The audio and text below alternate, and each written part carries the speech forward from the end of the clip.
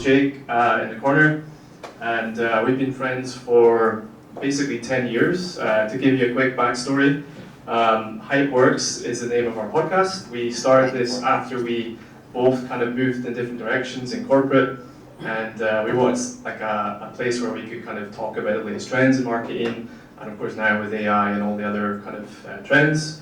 So I'm just going to give you a quick kind of summary of what we're going to talk about. So we've got Nico here. He's my friend. He's from France. He's a very successful indie hacker and app developer, and he's already exited his previous app. So he's going to talk a little bit about how he managed to do that. Then we've got Jake, who's going to be talking about AI. He's going to be explaining how AI is helping with like orchestration and how you can knit together different apps and make your business more efficient. And we've also got New from King Power. He's heading up their IT role as vice president, and he's also going to talk about how you can secure your business in this kind of era of AI. So just a quick housekeeping. This is our Telegram group, so you guys can scan this, add it in your Telegram. If you've got any questions for any of the speakers, you can leave it in the Telegram group, and then we'll gather them all and we'll kind of follow up on anything you guys want to discuss. So I'll just leave this quickly, if you can scan it now, and then we'll put it up at the end before you guys leave. All right, so with that, please welcome Nico.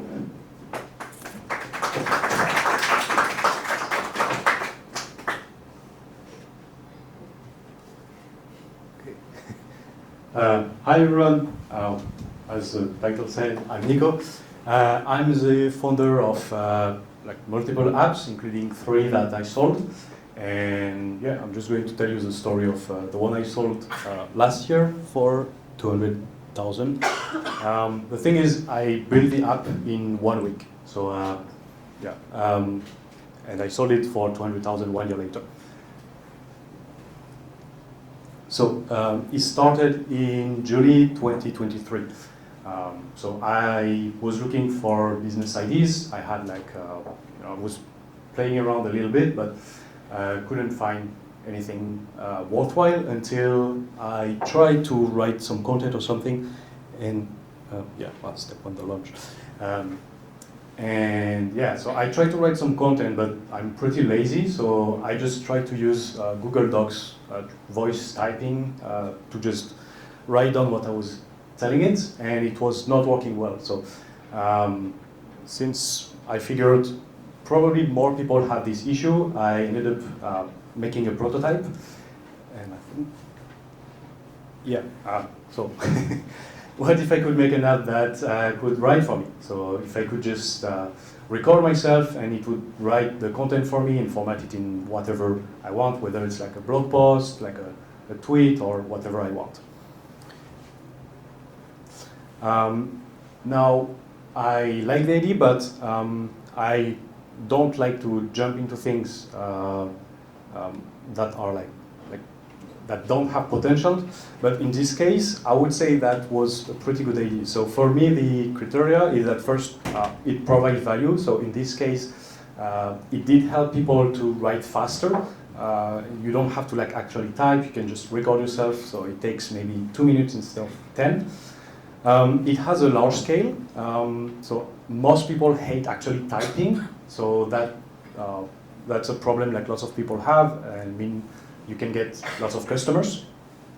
I have the technical skills to do it, so it's fairly easy with basic web development and APIs. One of the reasons I decided to go with that is OpenAI released a model to do exactly this, which was called Whisper. So I saw that the tech was available. And the most important part is I could distribute it. So I have experience with ads, and that's typically the kind of product that fits well with ads. And I would say this last criteria is the most important one. Like, are you able to find distribution for your startup?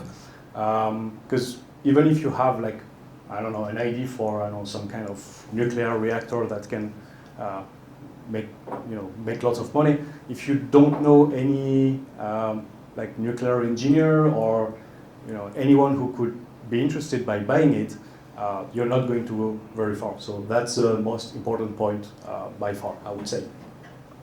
So in this case, it fits all the four criteria.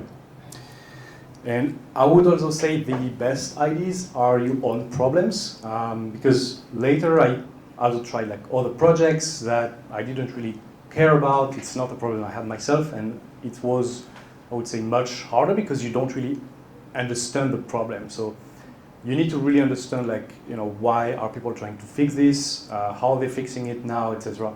So if that's a problem you have personally, that definitely helps with that.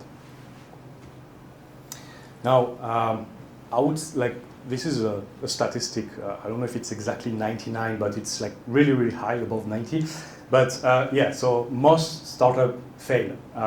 That's one important thing to consider. And that's why I gave myself like a limit of making the prototype in only 1 week. Because yeah, so if you knew you already would fail, you would probably not spend 6 months building it. And I would say that's a mistake lots of people do when they start, is they think they have like an amazing idea, and you know, they spend like 6 months working on it without any feedback or anything, and then they realize, oh, I mean, I've made the product, but now how do I get customers? How do I find people to use it? So you need to answer this question: how do we find users as soon as possible? And it's much better to, you know, build something quickly, even if it's like a little bit scrappy, it has bugs and everything, rather than spending one year like building in the void. And that's kind of what happened to me, like on another project. But yeah. So yeah, the 1 week rule was just build within 1 week, launch and validate as soon as possible, and you know, whatever feature I could not add within this week, I can always add it later. The most important thing was to just launch as soon as possible. For the name, I'm very creative, so talking and taking notes is just talk notes. So yeah, that's how I ended up coding it.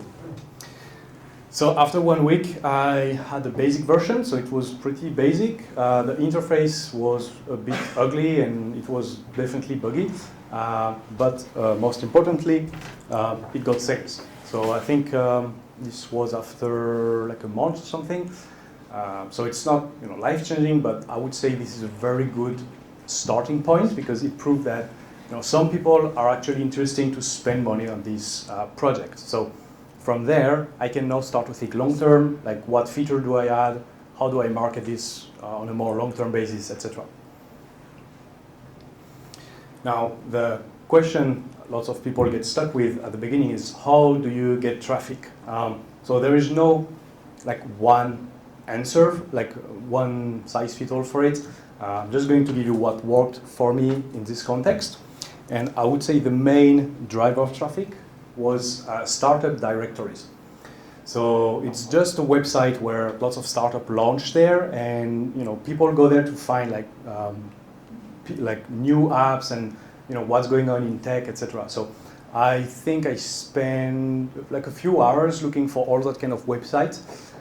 I easily posted like on, I don't know, 40 of them or something. So it was like pretty much spamming at this point, but it did work. I got some traffic and I got my first few sales from there. Okay, so once you launch, at least in my case, once I launched the app, it's not like, you know, a thing that keep going. So you launch once, but then you know, you always get like some kind of like traffic boost when you launch on those directories, but at some point it goes down because it's another day, other product launch, etc. And that's where it got a bit complicated. So I was not making enough revenue to pay for ads yet. I didn't want to invest more than what I was making. So yeah, I kind of run out of ID to promote the app basically. So I had some traffic, but nothing really like long term. And one thing, I was selling like 1 year pass. So you pay once to access the app for 1 year. So it's not like a recurring subscription, etc. So yeah, it was pretty annoying this phase. And yeah, so basically the main problem is that I had no long-term plan to get traffic. So As I said, the launch is more like an event, so you launch once and then over time the traffic goes down. And this is a part where I almost gave up, and I would say most people also gave up at this stage. Like they launch, either they get like a little bit of traction, and then they don't know what to do, and then they move on to another project because it's just easier to spend your days coding instead of actually trying to market something. So it was quite, I don't know, annoying. So yeah, I tried to look for ways to fix it. So the first thing is to change the revenue model. So instead of having like a 1-year pass, I switched to recurring revenue. So it means that at least the little bit of sales I had now were like recurring. So it means each month it was more predictable. So that's one thing. And then each month that passed, I got more and more revenue. The second thing is I launched on Product Hunt. So Product Hunt is a website. It's basically a startup directory, but I would say the main one. I didn't launch there because I felt the app was not really developed enough, like missing features, too much bugs, etc. So it's much harder to, I would say, to launch there because there is lots of competition compared to all the other ones. But if you manage to get in the top product of the day, you get lots of traffic. And this is what happened. I got nominated product of the day, and I got lots of sales from it. And one other thing I did is to do like niche targeting or like focusing on specific audiences. So until this point, I was basically trying to talk to everyone, saying, hey, this is like a voice memo app, like turn your thought into notes, etc.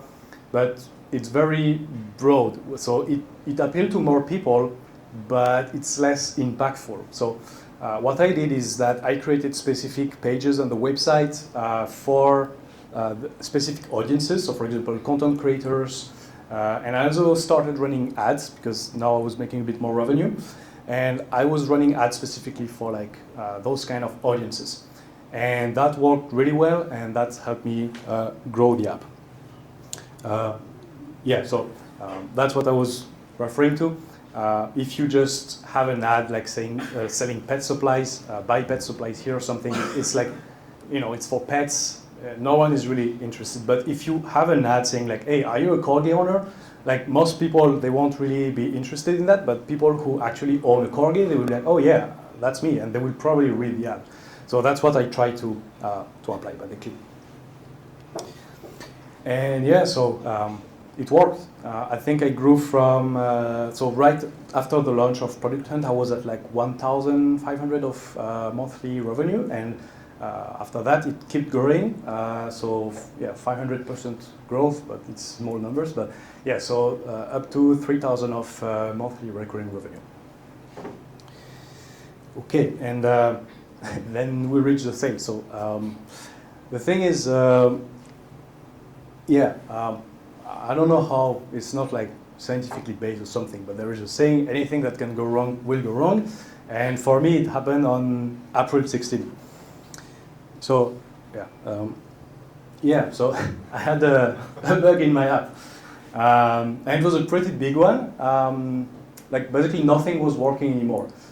So I think I had like the exact numbers, yeah. So the daily sales dropped by 70%. I received like in a few hours like 50 angry emails of customers who were saying, hey, it's not working.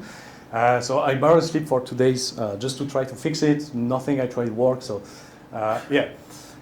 Eventually I fixed it, but then I decided, okay, I'm done. I don't particularly have any affinity with this app.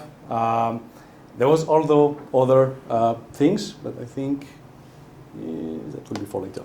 But I also saw that AI was catching up quickly, lots of competition, so it was just a lot of things that kind of make me burn out from working on that, and I couldn't really work on it, I don't know, burnout basically, but it was really hard to work on it. I couldn't focus on anything, so I decided to sell. So, nope. Yeah, so at this point, the app was at almost 7,000 of monthly recurring revenue, not including like mobile, because I also created a mobile app, and 75,000 of total revenue.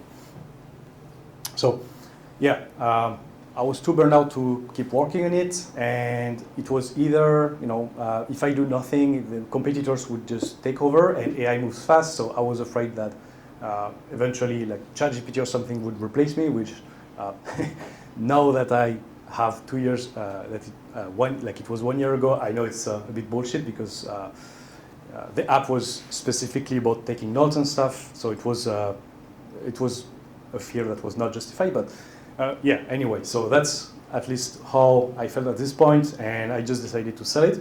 So I went on acquire.com, which is a marketplace for startups.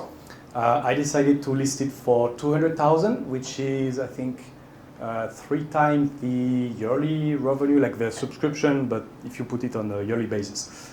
I could have asked more. So the thing is, I think the average multiple for software like SaaS is around 3 to 5, depending on the financials and everything. But in my case, actually, if I put it back, I had like a really good growth. Like it was just keep growing, and I was selling at the peak of growth, sort of. So it was much more valuable. I could have gotten more for it. Like I could probably have asked 300,000, but I wanted to move on really fast, and I wanted full cash, because one thing is, lots of people, when they want to buy startup, they offer to pay over like the span of like 1 year, 2 year, and the problem is if, I don't know, they go bankrupt or something, then you're left with nothing. So I did not want this to happen, and yeah, so I just decided 200K full cash, and I got my first offer. Lots of things happen, like it got delayed because of like bank stuff, but at the end it went through. So now I guess the main question is, oh, the mouse is not working. Oh, yeah. So can you replicate this? Is it something you can actually replicate? So yes and no. So I guess that doesn't really help. But I actually did it 3 times. So the very first one was with Make Logo AI. So it was actually before Talk Notes. So it's same. I built the app in 48 hours, and then it grew, and then I ended up selling it.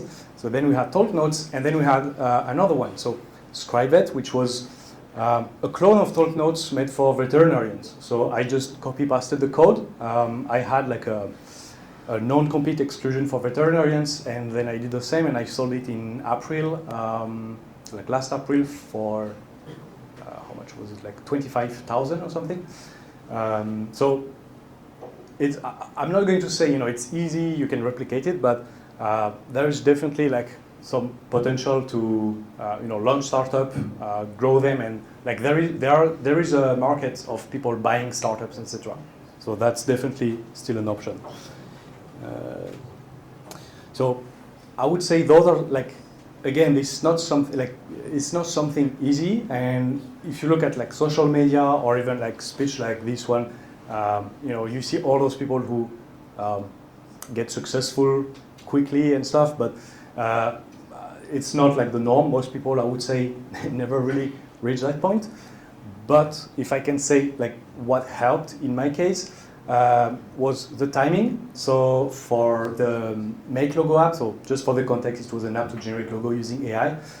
Riding a wave really helps because I was the very first one to create that kind of app. So everyone was curious, and like media talk about you, so it makes things much easier. Speed is very, very important. If I spend like 6 months building the app without any feedback, I don't think I would have made it, because by the time I release it, you already have competitors and stuff like that. So speed definitely helps. And of course, focus, find what works and do more. That sounds a bit generic and cliche, but in my case, I figured out that focusing on specific audiences work well, especially with ads. So I just keep doing that, and that's how I grew the app. And yeah, the most important one, talk with users. So it's not the most sexy part, especially if you're introverted like me. I was like, hey, I'm doing my own business, so I don't have to talk with anyone. But the thing is, you are not your users. People pay for your product because they have needs. Like if they were you, the maker of the app, they would also make their own app to solve their problem. So it's really important to take time to understand, why are they trying to solve this problem? How are they doing now? How important it is for them? And the best way I found to do that is to actually talk with them on a call. So it's I wish there was an easier way, but that so far the best way I found is to actually ask them, interview them, and talk with them often. And yeah, so I wanted to add this one because again, this is on social media. There are lots of people who are like, "Oh, I just left my job. I'm going all in," and then I saw it happens a few times. So they just they leave everything and they try, and then after 1 year they're like, "Hey, my product is not working, and now I'm left with nothing." So if you have some cash and stuff, sure you can do it, but I would say for most people that's not really like a realistic outcome. That's not a realistic outcome. So you can like start during weekends. I would definitely 4.2 like try to get revenue first. So validation, meaning your project has potential, is people actually paying you, not people saying, "Oh, that's a good idea" or stuff like that. So try to get to the point where you have people paying you as soon as possible. You can actually do pre-orders, and I did that for a project I launched like a few months ago. I interviewed people and then I asked them, "Hey, I'm going to build this. Do you like? But I want people to to have some validation. So if you want to pre-order, I give you like 3 months for like basically a discount." And I got like a few users paying for that, so I knew people were actually willing to pay for this specific product before I started building it.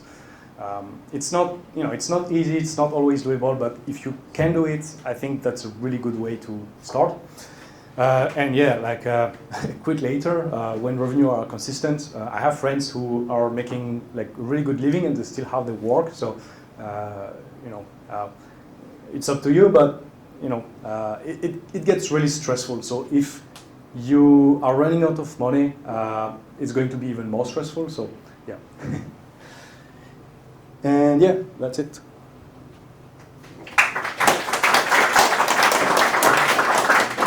Well, thanks, Nico, and you can follow Nico all his socials here. I've just got a quick question. Okay. Who in here is thinking about launching their own application in terms of AI apps? Okay, Patrick. Nico, how did you build this? Did you build this with code natively, or did you use a vibe coding tool like Cursor or Windsurf? Yeah, so back then there was no like Windsurf and stuff, or it was the very beginning. So I did use a little bit of Cursor, but it was like mainly the autocomplete stuff. It wasn't really there yet, so it was mainly done manually, I would say. Just ChatGPT here and there, but it was the very beginning. I don't know if there are other questions. Yeah, we'll take more questions on the Telegram. So for anyone that came late, you can send. Nico's got it run, but you can send some questions for Nico, and we'll pass it on in the Telegram. So yeah, just please thank Nico again. That was a really good presentation.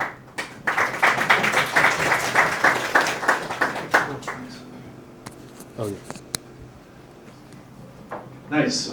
So that was good. It's inspiring for anyone wanting to build their own app and sell their own app. We're going to switch tracks with Nu from King Power, and he's going to talk about the security side and how you can make sure that everyone's kind of safe in your company. So I'll let Nu talk. Thanks, Nu.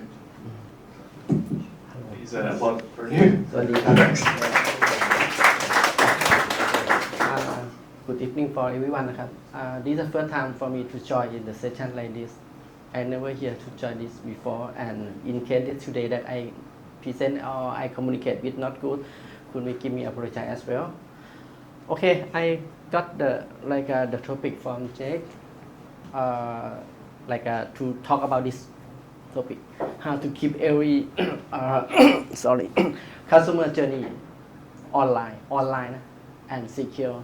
This is my work at here as well, because we are work in the business of the retail, so that I can share something and cannot share for the most of them. I just to understand that today we talk about the AI as well, so that as I build this the slide or the information, I put them generally 2 hours, so that something I read to put about AI, but I don't put here because I don't know before that today the theme is talk about the AI. Okay, generally 10 pages or 3 topic about that we can talk together why this matter, and customer journey list map, what that is mean, and what we can show the holistic of the customer journey, or we call it CJ, sorry, and holistic security strategy. I think this slogan, I think a lot of some of people here should be get here and know before. I don't know who said about it, but I think it should be like at least reasonable. The lights may be once only, right?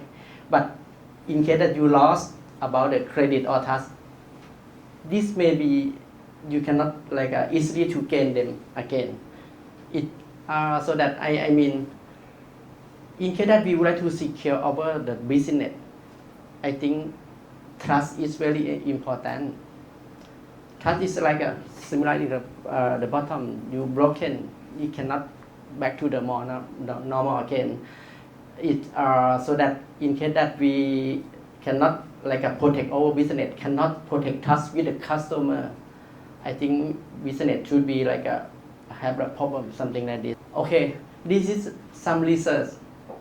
I think I will not use more time about this, but lastly, this is said about over 50 or 60% customer, if they have experience to data loss, they will not touch too much with over brand or with over solution. What that it mean? That mean it's possible that they will leave with over brand or with over solution, that is to do the business. PwC Global says something like this. IBM security, all of 3 is bigger. I think everyone know here, and it's aligned together in the same meaning that if we don't get trust with the customer, possible that we will lose the customer. I think it's general about the research, but different the target. PwC is about the consulting, right? IBM and for the security global, they in survey about the customer survey report, and Cisco is very bigger for the security solution. It's similar for the research report. Okay, I think it's very important, so that the wording that we talk to tonight is about the trust. If we lost the trust again, we may lose the customer. Business point of view of the business value. I summarize for easy to understand. For the build the task, one of thing is about the security, something like this. You may find or hear some the wording like this. Security is not expense, and it's investment to protect. Protect for what? Protect the revenue. Try to think in case that system is downtime, something without the protect the appropriate solution. I don't mean system down come from electrical or something like this we cannot control. But in case that we build the business, we build the solution and sell the customer via the online, something like this, and we not secure the both of business process, not secure the solution, not secure the system. That means we will lose or sell immediately. This is absolutely, I think it's very true. That means system downtime, we cannot sell, we not have the transaction, we not have transaction, we lost the money. Very easy to understand. We protect the next about the brand reputation. Brand reputation is very important, not only in the retail, I think every business. You lost your brand name, lost reputation from the customer. What that is mean? It mean no one to come back and visit you again. I remember since I learning military service รอดอครับ in Thai 5 year 5 I my trainer ครูฝึก coach they tell me the wording hey you make the bomb you only one that you can mistake yes that it mean if you mistake about that you may not come back again similar this when we lost the reputation no one will touch you it's very hard to rebuild the trust again you may know the wording I don't know who said again trust very อะไรนะ easy to break but difficult to build long time to build them build until they trust us something like today we know before we close friend we use more than time to meeting to talk to everything 1 year 2 year but only 1 minute something working together everything is gone similar this if we not protect the brand that mean we will cost of the like a resume is very expensive than you protect them I mean the simple wording is cost of protection is later than cost of the like a review something like this for the consuming so that if we have the like a security that's appropriate we protect the brand of reputation we protect the revenue as well the next is we protect about the competitive advantage what that it mean something like when we compare the solution between company A and company B something like this I try to think before during I come here when we talk about Volvo you may remember he said อะไรนะ in Thai ทุกชีวิตปลอดภัยในวัน every life secure in Volvo car this slogan is not apply only Volvo right actually apply every car every brand and it does not mean that Volvo will number 1 for selling because number 1 when we compare like a four brand BMW Mercedes Benz Volvo Audi is as I said it's like a from the bigger and popular sale is BMW and Mercedes Benz and Volvo is number 3 but everybody here and understand secure this wording with the slogan is come from the Volvo but it does not mean Volvo will number 1 for the selling the car I will take about this sorry I will mention about this it mean if we can do something that be better than another competitive same feature function but we offer something like that more than user more than requirement with the same pricing something like this I think this is the one of the like a competitive advantage that we can offering to the customer and something like that we like a supply security is the selling point of build trust I mean about USP is I think someone may know understand me is USP something like unique sell proposition is something that is a unique of the company B is one compare with company A solution A so that when we compare together same everything something like this that mean possible that customer should be prefer customer B because prefer the solution B because solution B is have something that they competitive than solution A or company A something like this okay I do like a swim lane to easy understand I have generally 3 layers and basically for the customer journey here actually is more than this and not only this start from requirement and need from the customer that was something that they want. They try to shopping, they try to explore something like this, and they have the awareness phase to like finding something and comparison. Which one is better, something like this, and they have consider to choose and they purchase. After they purchase for fulfillment or not, after that go to the loyalty campaign. It's basically for the CJ or customer journey to do this. This is roughly actually we have more list. In this list have every phase, not only during purchasing or payment phase. No, list have every phase of the customer journey. Something like advertising is malware and adware advertising. I think a lot of person, me as well, today we found and encounter about this problem. Phishing site is something that not a something. Today we have a lot fake website. Before you reserve and pay something, you should check, because a lot of the website that similar and fake, same like a King Power, a lot of fake website and another hotel reservation.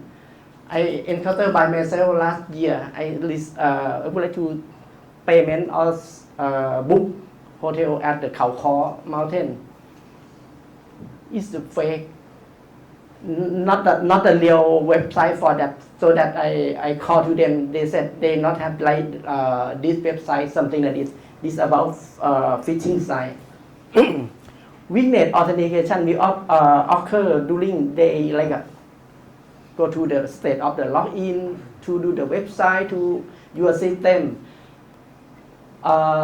Weak of the password, very easy that we not do the password policy that strengthened for our system to support the customer and easily to guess and attack something like this. Skimming is very easy, both of the logical and physical, and to pay about the transaction. Wrong payment gateway is maybe used more technically because it's not easy, but some hacker, some programmer, they know the technique, they can do this. In phase of the loyalty, after transaction or customer they purchase something that some company they have the loyalty campaign, they have the user customer data, they have the database, everything. After that, a lot of phishing, a lot of smishing, SMS low will occur at this phase. And if you're not aware, you click them, possible that customer will lost something, lost data and lost money. And actually it's a data loss. Data loss is very, very important. And right now in Thai, that they align the GDPR, we call PDPA. A lot of the company must be filed to the NCA or SOKOSO. I cannot remember in English, but lots of money. And lots of money for the company is lot of reputation as well. Layer of impact. Once we got a list, something like this, malware, phishing site, we might lose the customer. Customer will lose the data. It's really easy to silence the customer data, but it's very terrible than customer lost the data. We will lose the customer. Actually, customer should be come to our website, choose our solution, but they go to another way. We lost the customer. Actually, they should register to our system, but they register to another website or a low website. Customer were stolen and loss of confidential.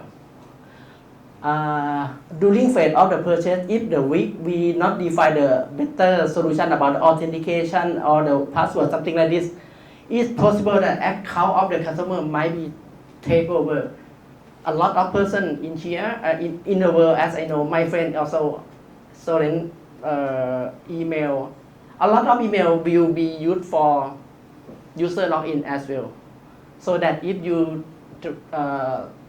stolen the user and for the email, something like that, possible that you will lose the confidentiality or lost the like a system that you register to another company or another website. That means actually we will lose the financial. The impact is about financial fraud. Financial fraud is very massive loss for today because 100% is money, and so that every bank be careful and really like a protection about the system, about the payment as well for at this phase. Phishing be possible of the ransomware and another thing else. Okay, this is like a summary really to understand about layer of the customer journey for each phase and list that may be occur for this phase and the impact. Okay, holistic of security strategy. How, as we have the topic, how to keep every customer journey online and secure. Security, I think this another word thing a slogan as well.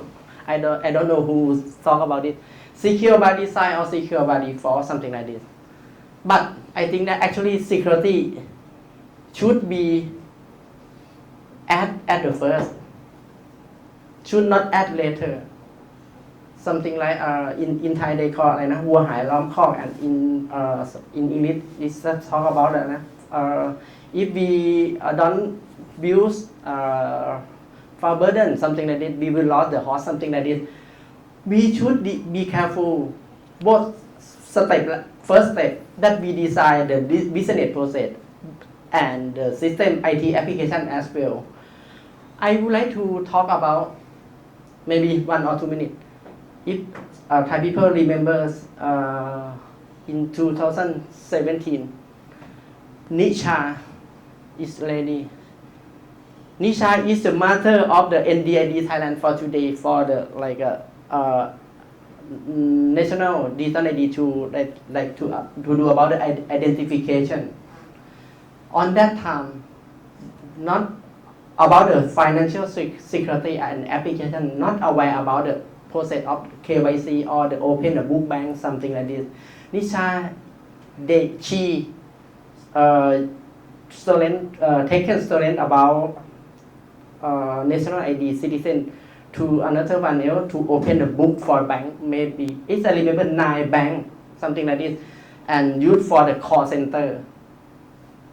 What I said on that time, we don't talk and don't be careful about the process. After that, a lot of the KYC, a lot of the process for protection before to do something, and realize to the application development view like an aggressive on that time. This is in 2017. That means I say that we should secure by design at the default.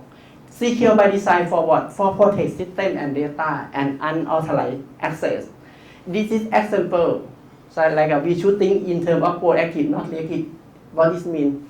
Something like before we wait something.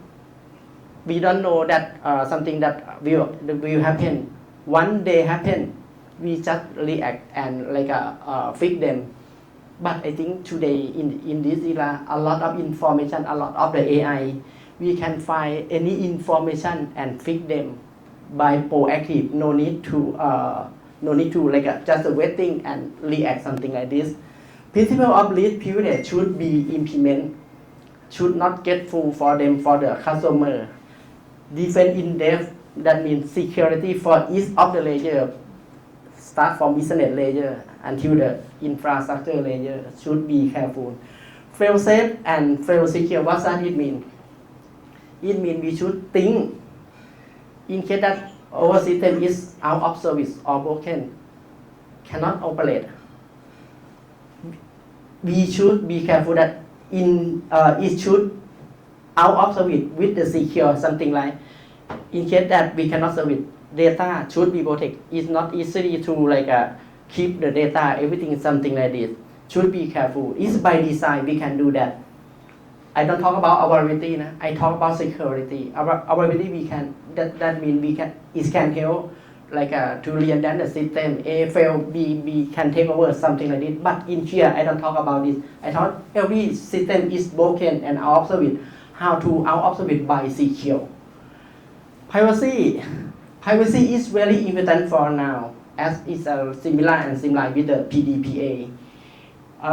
Something like we should get the data minimize that. Get the data from customer minimize mean we should in case that we design the system to registration and to propose to do something. If the field some field is not used, should be keep from the customer because it come from a lot of the problem, and we should be a decare to both of the customer and some regulator as well in case that we have the problem. Propose limitation. We keep their data and they keep their information for what? We should use this for that purpose only. Should not process for another purpose. It's wrong. It's possible that we have a problem with another regulator, like a NCSA, something like this. User in control. User is the owner of their data, of their information. They should control the information by themselves. Should not be by admin or another person. Should be careful about this. Well, one, we have the protection and transparency. Transparency means something we public. We communicate to the customer to understand that what we keep, where we keep, and what purpose we processing their data should be decare with the customer as well. Okay, three pillar of security to build the trust, because trust view is the key to keep every customer journey to secure and online. This is a theme for today as I would like to present. Protect customer. We can design the system to protect the customer. This is example. The key takeaway is a strong authentication. Password is today, today, the password is not security. We talk about passwordless. We talk about pass key that easy and help to reduce the friction from the customer to gain the conversion as well. Should be careful. Notification, something like alert. You get something. Message maybe by SMS, maybe by application, to understand that right now, how about my account that encounter with something on the website, on the company, something like this. Oh, you log in, or you transfer, success or not success, something like this. Should be careful and fit in the solution as well. Encryption. Encryption is very, very important for customer and our system. Encryption should be careful both of data information at rest and the information or data in transit. Should be careful and awareness training to customers for understand. We launched the new feature, we launched the new function, we launched the application. Something change, we should tell them and train. I don't know. We have a lot of the way to training or announcements the new feature function. Should be careful this as well. We protect system and data. The key is we should have the IAM, identity and access management, update and patch and update the new version and patch something that have the problem. But be careful as well. It's not easy to talk, but in the system that we are maintaining, it's not easy. It does not mean we have something like patch to our new system that to post support the application to the customer. Be careful. If you not test, you not have the process. You update, your system is crash or fail or out of service, you lost again. It's same as I tell you. It's similar the system down.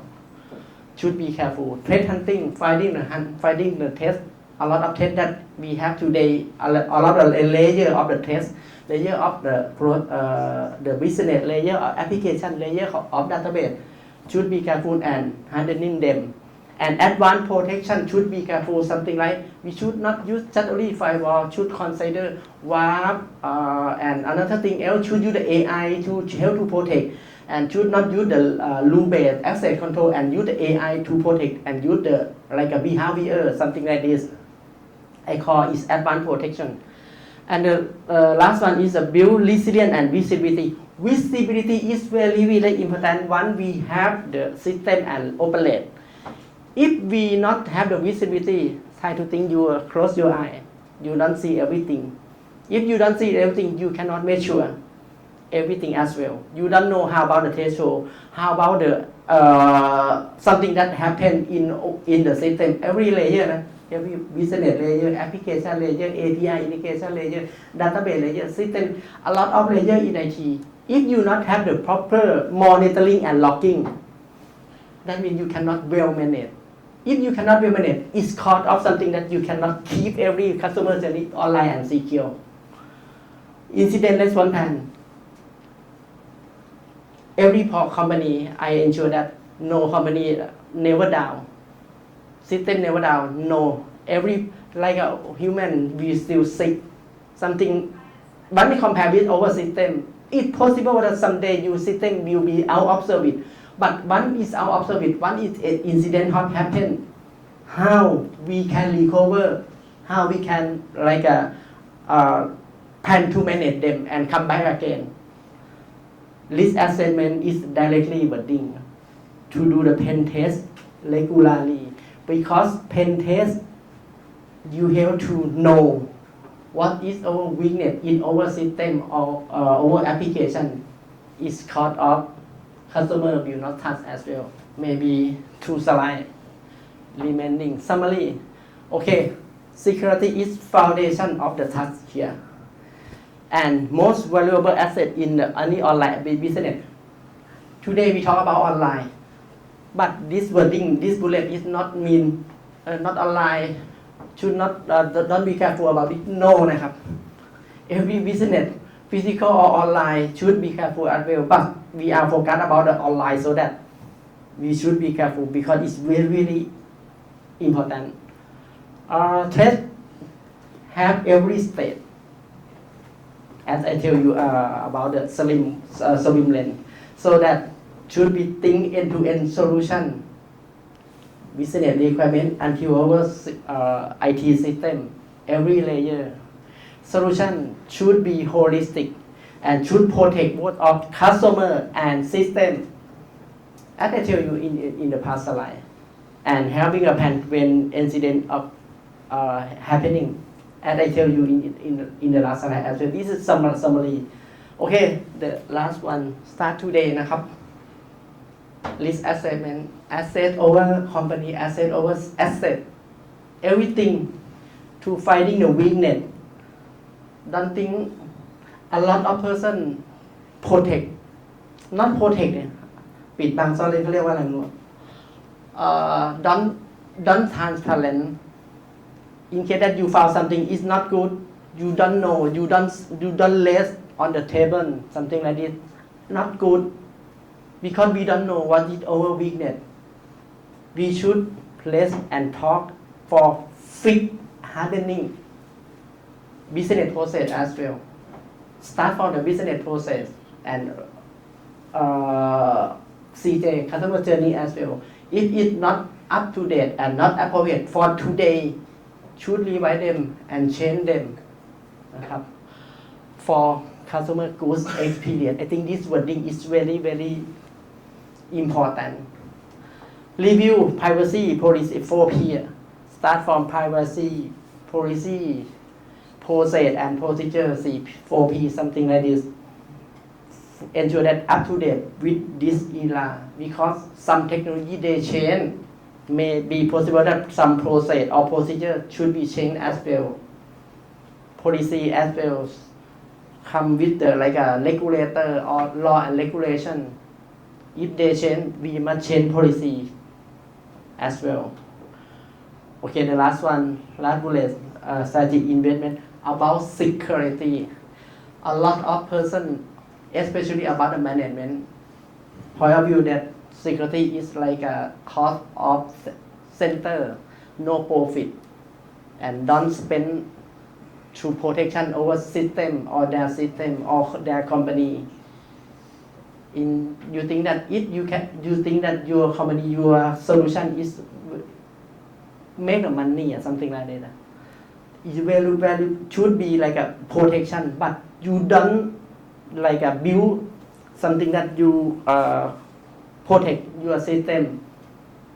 That means possible that it's very easy that you should hacker or attacker and you lost the revenue, something like this. So that should point of view with the new one, but that's the expense for the security is for protection, and this is the business cost, not expense, not like a expense cost, as someone would like to think about this. Okay, I think I finish here. This is the last slide. I'm sorry นะครับ if I'm not clear about the communication. This is the first time for me. No, it's all excellent. Thanks so much. So many questions there, so much material to get through. Again, the Telegram group would be the best place. Right, we're going to march on. Next, thanks, Stu. By the way, guys, there's a bathroom downstairs, just down the stairs, and then turn right. We need to go. Okay, it's the last one, it's me. Okay, it's a tough call. So I'll start with a few questions, wake everybody up a little bit. So who's heard of the term software? Okay, it seems like some people haven't.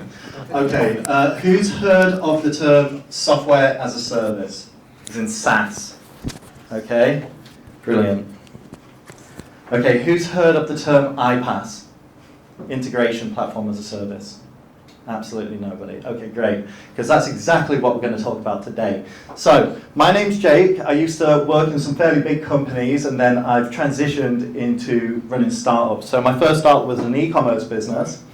And in that e-commerce business, I used to sell a service, which was marketing and sales to Chinese companies that position products in the US and European markets. I've actually been around the AI space for quite some time. So actually my first gig out of university was running conferences in San Francisco in machine learning. So I've always had an interest and an enthusiasm about the space, and little did I know that later on I was going to be knee deep in it. So that's me. Now I run this company called Stob AI. We've implemented 200 projects globally. I've got customers in the US, European Union, China, and also in Singapore. Now what makes my company a little bit different from other people in the automation space is that I don't just build automation. So you might have point-to-point automation, but I go in there and I look at your process from end to end in sales or marketing or any kind of revenue operations role. And then I design and build a system around that. So it's a complete package. Okay, so why do you need this kind of system, and what is it? So we're all in the midst of this like AI chaos, right? There's disconnected systems. So you've got software that runs your business. You might have a CRM system. You may have a financial system that does invoicing like Xero, ERP systems like SAP, Salesforce, business development platforms, etc., etc. Has everybody got software that they run their business on? Yeah, so we're familiar with that. But what happens is you have disconnected systems, such as you have sales data coming in through LinkedIn, and then you have to manually put that data into a CRM system. What my solution does is connect those tools together. We've also got inadequate automation. So there are different automation tools out there. They've been around for some time, like If This Then That, or Zapier. Who's heard of Zapier? Yeah, well, call me up later. We're going to replace it because it's inadequate. I'm looking at agentic automation. There's really only two leading tools on the market for this. One is Make.com and the other is NAN. The third problem that we resolve is data fragmentation, such as you've got different data silos within your business. You may have some marketing data, some sales data that might be in your CRM system. It may be customer data if you've got an application where people are coming in, but you have different layers of data in your business that are scattered all over. Again, we can integrate those into one place. It's super useful in the age of AI because we can actually mine that data with AI so you don't have to do it manually. And then fourth, there's so many AI tools out there in the market, and there's also vibe coding tools, so there's a proliferation of these AI applications. Nobody knows which ones to trust. Everybody's using them, and you end up using about 10 different tools that compete and overlap. Okay, so business is effectively changing. We're moving from this like manual system where we have to type our own emails to where we ask ChatGPT to type those emails for us. We're in fragmented ecosystems where we've got lots of different applications in the business into integrated systems. Now, each piece of software in the business, such as like a SaaS tool, has what they call an API. Who's heard of API? Okay. Have we got developers in the room? Okay, a couple. I'll ask questions from this side of the room then. Okay, an API is an application programming interface. Okay, so it enables two different applications to be able to talk with each other, and that's because developers build in what they call endpoints, which are effectively where you've got different pieces of data that can communicate with other pieces of data in different applications. And then what this enables us to do when we automated, integrated, is to move from a reactive business, one where we're looking at trends or data as it comes in to the pipeline, to a proactive business where we're effectively asking AI to mine and research that data and make a decision for us so that we don't have to. And that's because we're transitioning into this world where we're building AI-ready infrastructure. Now, the hot term on the block is AI as a workforce. And that's effectively because we're transitioning from this like really manual process where the data would come in, a human would obviously enter that, they would pass that to a data analyst, they'd look at the data, they'd feed that maybe to the marketing team, they'd come up with a plan, and then they'd execute the strategy, the data comes back in, goes to the data analyst, and they make their next marketing campaign. That's the old way of doing things. The new way of doing things is completely automatic, where effectively we're having automated data entry. This could be anything from automated outreach tools, research tools, and it's all being effectively facilitated by an AI.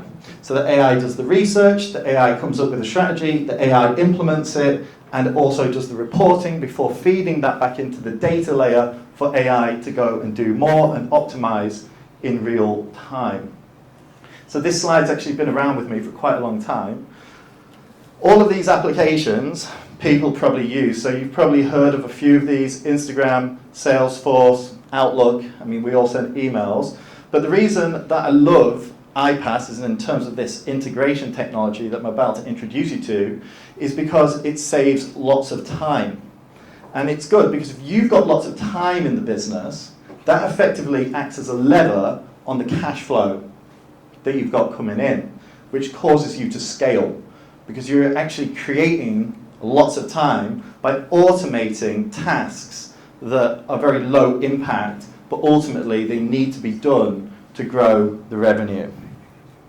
So I'm going to teach you how everybody in this room can effectively build a fully orchestrated AI business.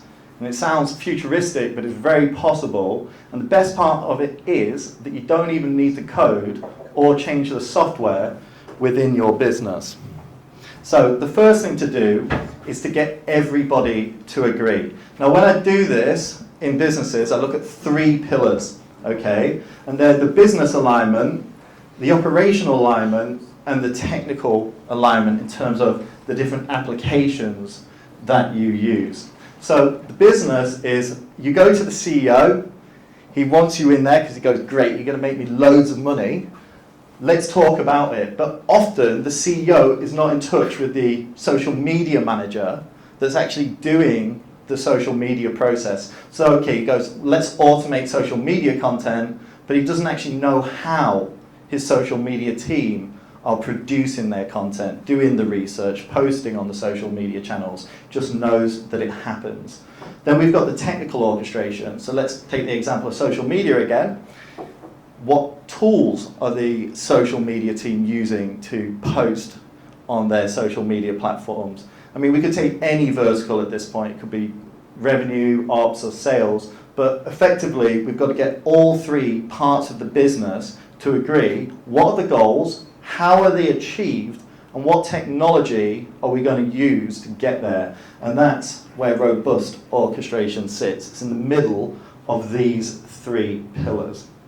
So when I build a system, this is my framework for how I think about orchestrating an AI-ready business. So it looks kind of complicated, but I assure you it's not. So full disclosure, the firm that I own is a technical partner to this company called Make.com. Who's heard of Make.com? Well, you have now. Okay, so there's a few competitors out there on the market, but I'm just going to talk about Make. There are other solutions, but why I love Make is because anybody in this room has the capability to use it. It's completely no code. I'm not from a coding background. I have been in my career in sales and marketing team leadership roles, and henceforth I use Make now to orchestrate revenue operations, marketing, and sales. So you've got the orchestration layer, AI layer, data storage, and control panel. Now these all fit together in a sequence that I'm about to show you how to do. So there's one more thing you need to know. So to implement this at scale, we have to implement two ways of thinking about how to build this orchestration layer, which is dynamic prompting and intelligent routing. Now, dynamic prompting, we all know what prompting is. You just ask the AI to do something. But a dynamic prompt is when the data that's fed into the AI changes every time. So in this example, it's actually from a sales system that automatically outreaches to people on LinkedIn and email. And this AI is going to write that message. Now, every lead within the database has a different name, a different company, a different job titles from a different industry, perhaps is in a different location. So that means that every time we feed data through this API, the information that's going into it changes. What doesn't change is this here. That says user prompt. That's the master prompt, okay? So that's you are a sales agent at a company and your job is to write sales emails or LinkedIn outreach. That doesn't change, but the information below it does. And that's how we can personalize an outreach. It's how we can personalize an invoice creation. It's how we can personalize a piece of even direct social media marketing. The second thing that I do is implement this thing called intelligent routing. And effectively, that's where the AI makes a decision based upon the context of the information that's fed into it to produce a different outcome.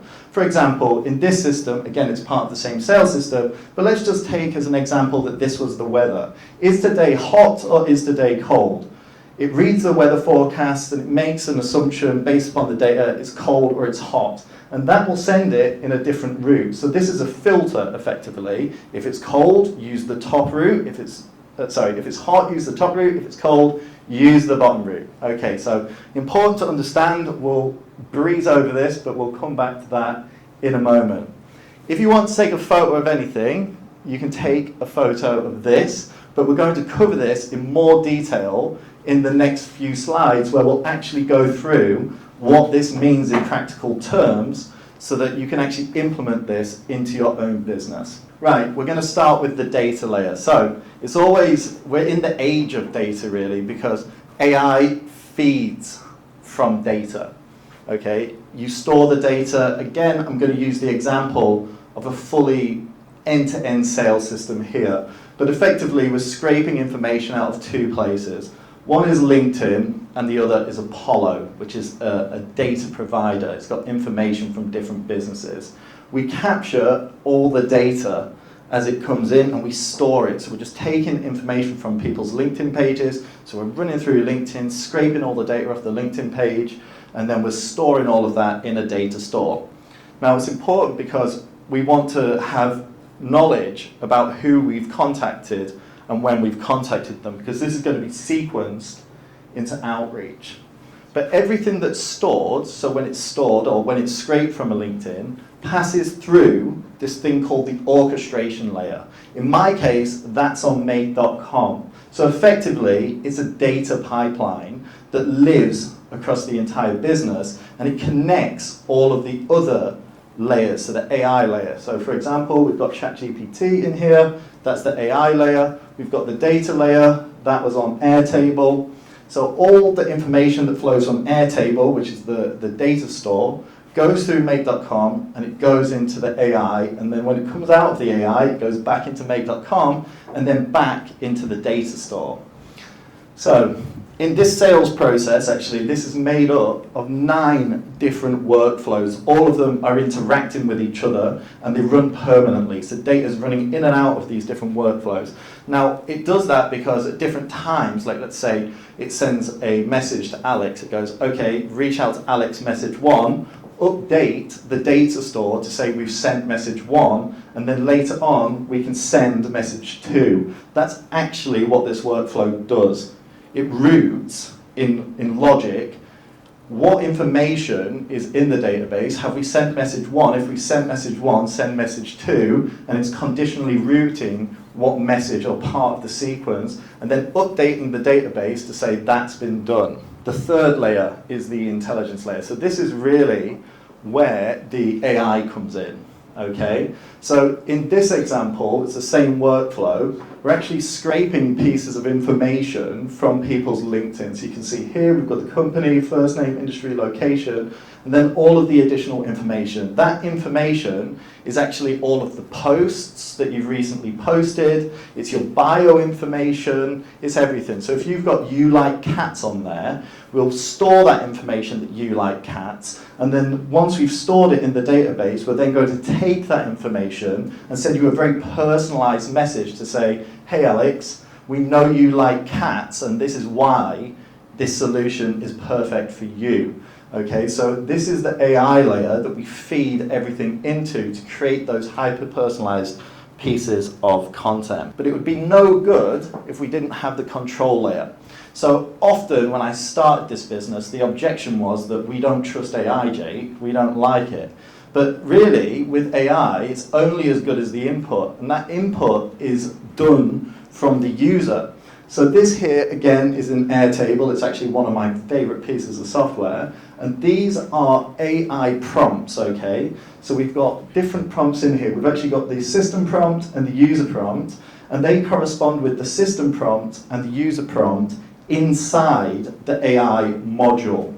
We've also got different templates. So this is actually from an events company in the UK, and they reach out to people in London, Manchester, Liverpool, Melbourne, etc., etc., etc. And each of those different cities has a different offer. So we use the AI to determine which location is somebody in. We take the template for that message, we feed it into the AI with all the information about that lead. So it's like, hey Alex, we know you like cats, we know you're in Manchester, here's a 10% off coupon for our event. That's effectively what this is doing. So you can control what the AI is doing from inside a user interface. Okay, so you don't have to go onto make.com to change anything that happens in the AI. I build a user interface so that you can change what happens in the AI from a centralized source of truth, which I've integrated all of the data across your business into. And then finally, we've got the observation layer. Any CFOs in the room? No, okay. CFOs love this layer because this is really the insights about what's going on, okay? We've got lots of insights about what's going on. We can track all kinds of things. We've got sales systems out there that track how long it takes a rep to respond in seconds to an inbound lead.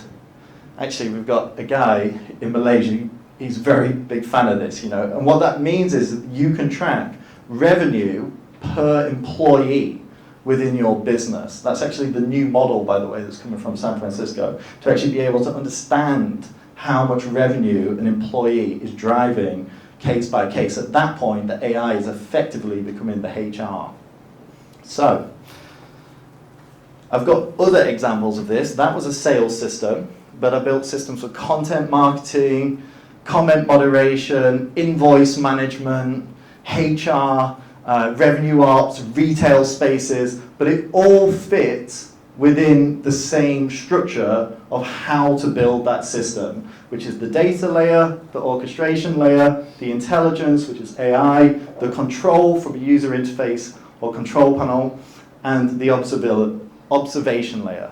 So you can track and monitor and know exactly what's going on. Now, this is all leading to this as a conclusion. Everybody's afraid of AI. We've all heard it that, you know, AI is not going to replace you, but somebody with an AI is going to, you know, take out everybody. Okay, that's kind of not true. What's actually going to happen is an AI that's embedded inside an automated process is going to wipe out everybody. So let's just take, for example, have we got any HubSpot users in the room? Okay, great. Does anybody not know what HubSpot is? Okay, it's a CRM system. You can email people out of it. So you've got all of your information about your people that you outreach to stored inside a database. They could be customers, they could be anybody really, but let's just say customers for the sake of it. And you want to email them constantly to keep them nurtured. That's called lead nurturing. Okay, so what happens is that when we send out an email blast, we get information from the market. Who's opened it, how many clicks did they click on it, what kind of people have opened it, was it men, was it women, how old were they? All of that information comes back into your CRM system. And the CRM system in this case is the data layer. Now, that data layer of all that information can feed into make.com, and I can feed that information into AI. Now, what that would enable me to do is that once I've sent out my email marketing campaign, I can understand what they liked, what they didn't like. I feed that into the AI, and the AI gives me, maybe we say your job is to take data and optimize an email marketing campaign for the customers. It comes back into the orchestration layer and it updates inside the CRM system. This is a new email marketing campaign based upon the external data. Now, HubSpot, or an email marketing software, it can't run itself. But HubSpot plus make.com plus ChatGPT can run without a human. So at this point, you've got a closed loop AI system where all of your marketing is effectively optimizing to your audience based on the external data from the market. And that could be in real time, or it could be in however many times you set. You can make it every month, every week. It's really up to you. Now I'm going to give you a little demo just to show you all that this is happening. And my demo is effectively this. Now this is actually a simplified version of my demo, but I'm going to talk you through how it works, and then I'm going to actually show you it in action. Okay, so this was originally built for a company called Havas. They're an agency, and we built this for their Eastern European markets. Okay, so they have e-commerce, and they want to be able to respond in 3 different languages. That was the brief. So the information comes in, and obviously ChatGPT can speak those languages, and I can't. That's why they want this system. Okay, so the information in this scenario is coming in via Instagram. Someone goes onto their channel, and they say, how much is product X? It feeds it in, it scrapes that data. It goes, okay, is this a good or a bad comment? Is somebody happy or are they sad? They're happy or they're sad, and then it updates that in the database. This comment is a happy comment. Then it'll go, is this comment a question, such as like a question about the product, or is it a normal comment, such as how is the weather? Okay, and when we've got that, we can go, okay, it's a question about a product, send the top route. It's not, it's a question about the weather, send the bottom route, okay? So in this one, it doesn't have information. In this one, it might have an FAQ sheet about that product, so we can take information about that product, and then we can go, okay, product X costs X amount of money, and we're going to send that back onto Instagram. So this is actually the Instagram account that this is connected to. If you want to talk to this AI, scan this QR code, and you'll be able to do so in real time. Okay, brilliant. Let me show you how this works. Okay, hover air. Okay, so this one here is a bit more complicated than the version I showed you, but this is live and it's running in real time. And the AI will, the data will come into the orchestration layer. It will run a series of different, like conditional logic, intelligent routing, all of the things that we've talked about, and it will update that into this data store that's loading. Okay, so here is all the comments that are coming in from the different social media channels. You can see here, we've got the brand FAQ, we've got the knowledge base of all the products, so what products they're currently on sale, the prices and the URLs for those web pages. We've got how to respond to specific keywords. Let's say they were running a competition and you wanted to give a canned response, say this to that word. This is where you would answer that in. And then we've got the prompt. So I won't go through all of it, but what this enables you to do is give a different tonality on Facebook versus on Instagram. Now, a social media manager used to do this manually, but now that social media manager doesn't have to. They just have to oversee an AI that controls that. So if we just go onto the Instagram, not this one, okay, this one will do. And we go in here and we say, tell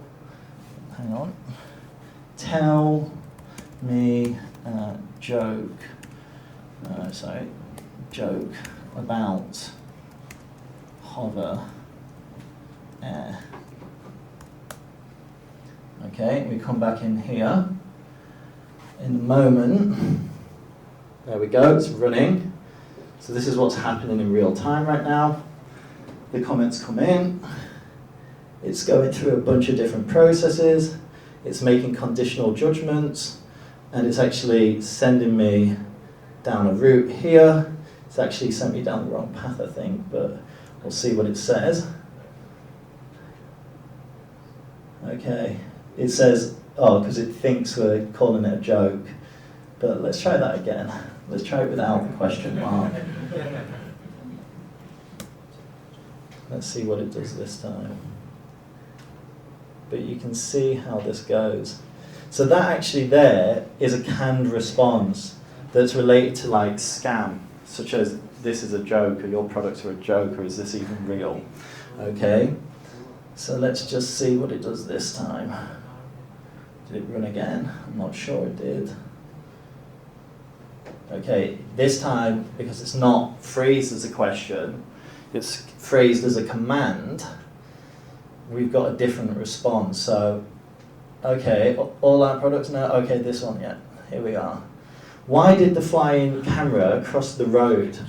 To capture the chicken in cinematic 8K. Obviously, these cameras have an 8K resolution, but that's effectively an example, where's my presentation, of how this technology is removing a heavy operational task, saving a social media manager not to have to respond to all of the comments. So to apply this technology as a leader, don't chase AI tools.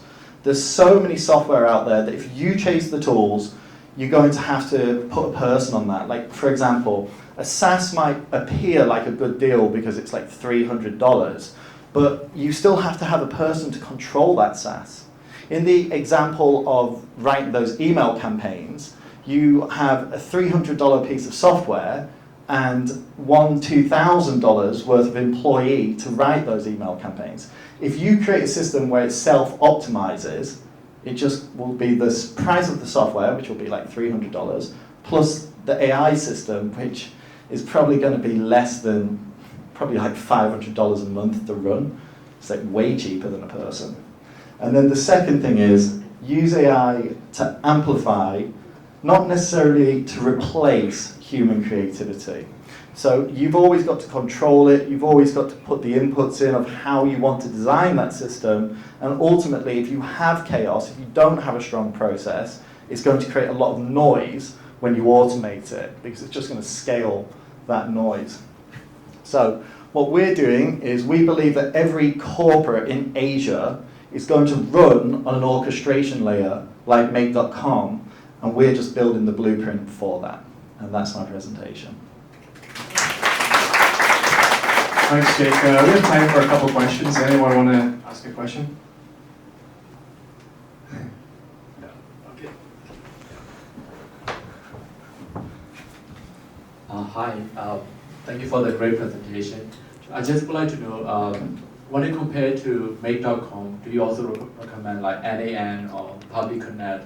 So how are they different from each other? Yeah, that's a great question. So NAN is effectively the main competitor to Make.com. It's probably doing better in terms of its brand awareness because it's open source. Make.com is effectively a privately owned piece of software, so it doesn't have a strong developer community. Now, it's the developer community around NAN that really drive the awareness of that product. But I do think that they target different audiences. So do you have a development background? A little bit. Okay, so NAN is probably in some ways a little bit better for you. I do think that some of the agentic technology in NAN is always a step ahead of Make because of its open community. But if you don't have a development background, let's say that you're in an operational role or a marketing role or a sales role or a finance role, Make.com is easier for you to use.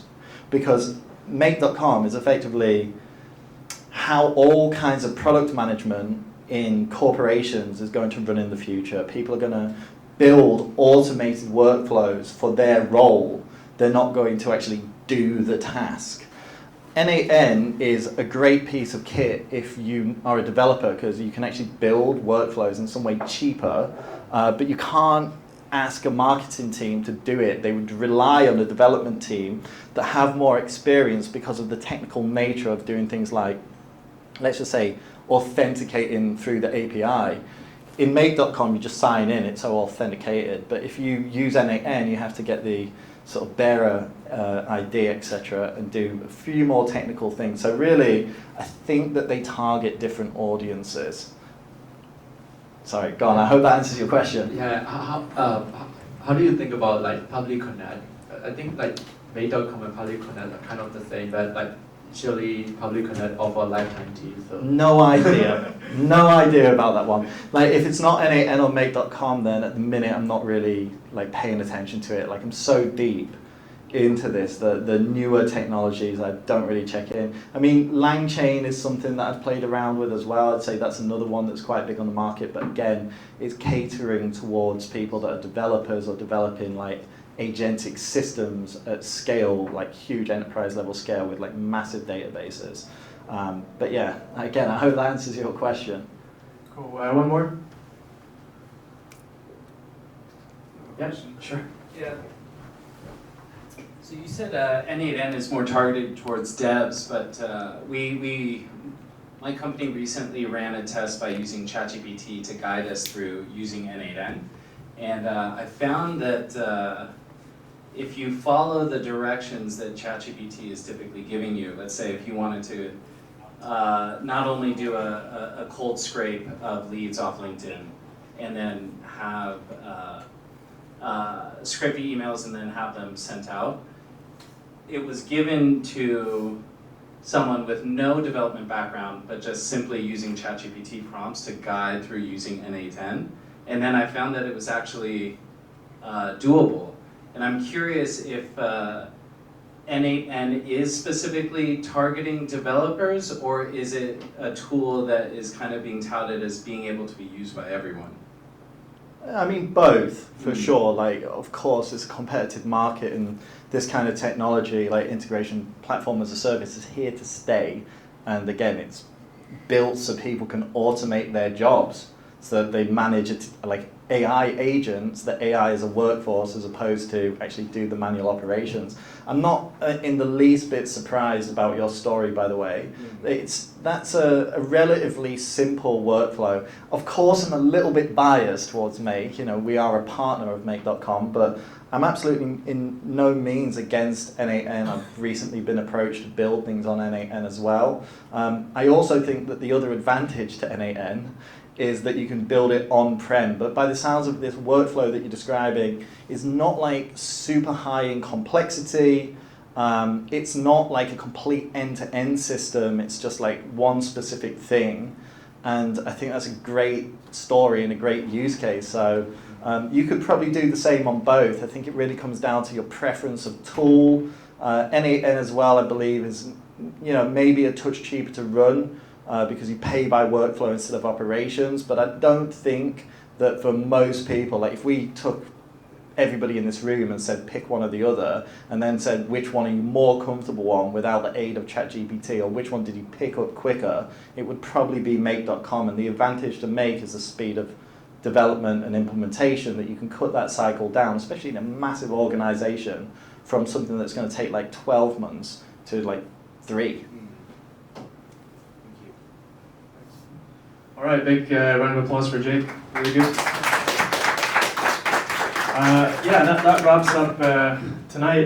We had an hour and a half of really great content there, like so many really good questions. I'm going to pop the Telegram group up again, so any questions you have, put them in the Telegram group.